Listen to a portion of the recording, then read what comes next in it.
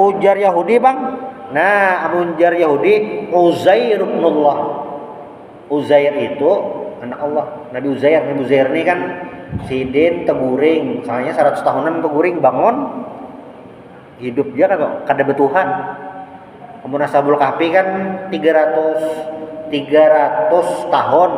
Amun hitungan Masehi, amun hitungan hijrahnya 309 tahun.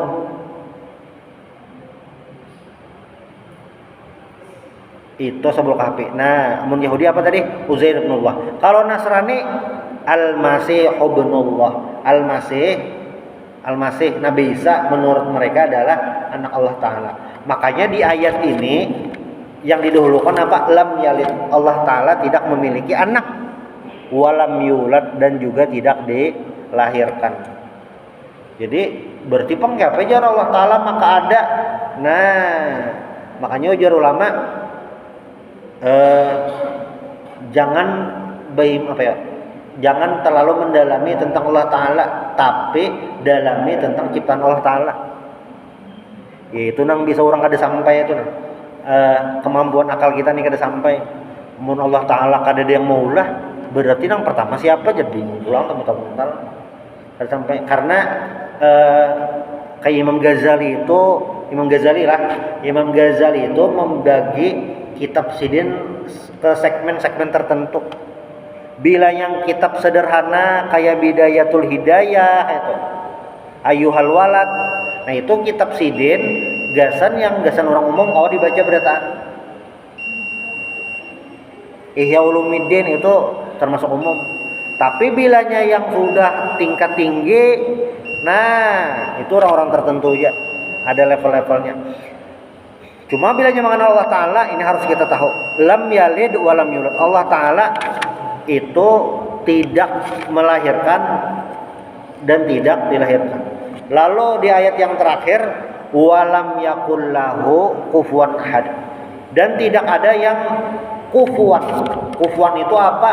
Syarikun, tidak ada yang selevel lawan Allah Ta'ala. Dalam fikih itu ada ngarannya sekufu. Nah, jadi ulama membahas tentang pernikahan itu harus sekufu. Sekufu itu selevel. Kenapa? Karena bilanya kada selevel boleh aja. Cuma kalau pina tidak terjadi sakinah mawaddah karena beda frekuensi, kejauhan. Nang laki guru mengaji, nang bini artis. Nah, jauh benar. Oh, anak boy mengaji, ada yang sumat dulu TikTokan jar. Kali benar memadahi kayak apa? Nah, kufuan ini ya tadi selevel. Tidak ada yang kau selevel lawan Allah Ta'ala. Manusia sehebat apapun ada Allah. Makanya waktu Nabi Ibrahim ditantang kan, Tuhan ini kan hebat lah jar. Jar Nabi Ibrahim kan, Tuhan ulun bisa mematikan, bisa menghidupkan. Lalu si raja tadi mengiau tahanan. Yang seikung dibebaskan, yang seikung dieksekusi mati. Nah ini kau menghidupkan, kau mematiakan. Oh kayak itu kan Nabi Ibrahim. Amun kayak itu Tuhan ulun menerbitkan matahari di timur, menenggelamkan di barat. Nah kawalah pian mataharinya terbit di barat, tenggelam di timur, tadiam. Karena biar kayak apa aja kita manusia itu memiliki batasan.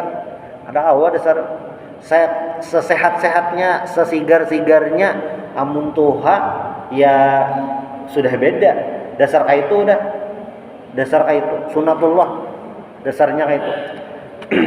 Itu yang walam yakullahu kufuwan ahad. Nah makanya ada sahabat radhiyallahu an datang kepada Nabi Muhammad sallallahu alaihi wasallam. Ujar sahabat tadi ini ada di Sunan Baihaqi, Imam Tirmizi ada juga. Ujar sidin lah ajar sahabat telah, inni uhibbu hadhihi surah. Ulun Nabi ya ketujuh surah ini. Surah Al-Ikhlas ini nak ketujuh. Lalu ujar Nabi apa nah? Nabi ulun ketujuh surah Al-Ikhlas nih. Oh iya kan ya Nabi. Amun nikam ketujuh ujar Nabi lah, hubbuka iyyaha adkhalakal jannah.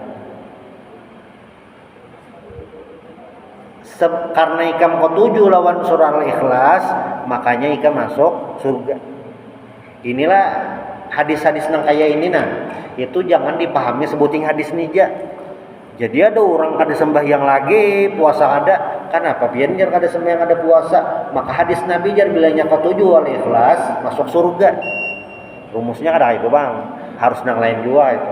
Sama kayak hadis Nabi, man sholal bardaini dakhalal jannah, siapa yang sholat dua yang dingin masuk surga. Maksudnya itu sholat dua dingin itu sholat subuh lawan sembahyang asar. Dua kali, jadi sembahyang cukup dah jar ke surga. Kada itu. Cuma maksudnya sembahyang subuh lawan sembahyang asar memiliki keutamaan dibandingkan sembahyang yang lain. Ini ada level-levelnya. Sembahyang berjamaah bang ada level-levelnya juga. Di antara 5 waktu itu level yang paling tinggi pahalanya sebujurnya sembahyang subuh. Yang paling rendah level berjamaah itu pahala sembahyang maghrib. Cuma kadang orang kita ini kebetulan subuh kada sampat berjamaah, zuhur tertinggal, asar kada ingat, maghrib nang ingat. Nah, kada apa-apa lah tuh, kada apa-apa. Yang penting sembahyang itu. Ini sembahyang. Cuma bilanya apa ngarannya nih di ranking tahu yang paling afdol sembahyang subuh. Tahu tuh. Karena sembahyang subuh itu pahalanya kayak kita sembahyang sunat semalam suntuk. Tapi bilanya sembahyang isya berjamaah kayak setengah malam. Nah, tahu yang kayak itu. Dan terakhir di hadis yang lain diriwayatkan ini dari Imam Abdurrais Abu Ya'la lawan Ibnu Ambari dari Sayyidina Anas, sami'tu Rasulullah sallallahu alaihi wasallam amma yastati'u ahadukum yaqra qul huwallahu ahad. Kawala kata buhan nikah membaca qul huwallahu ahad salah samarat 3 kali fi lailah dalam satu malam. Fa innaha ta'dilu sulusal Quran. Jadi bila kita membaca Al-Ikhlas 3 kali itu seakan-akan membaca sepertiga Al-Quran, seakan-akan. Kenapa jar kayak itu? Karena kandungan dalam Al-Ikhlas itu sepertiga kandungan Al-Quran. Karena isi Al-Quran itu sepertiganya kurang lebih lah, ada pas bang, kurang lebihnya tentang ketuhanan, tentang Allah Ta'ala tuh kayak apa. Nah itu isi kandungan sepanjangan. Ini kayak ringkasannya, ikhtisarnya, talkhisnya. Kira-kira itu minta halal minta ridha. Subhanallah bihamdik asyhadu an la ilaha illa anta astaghfiruka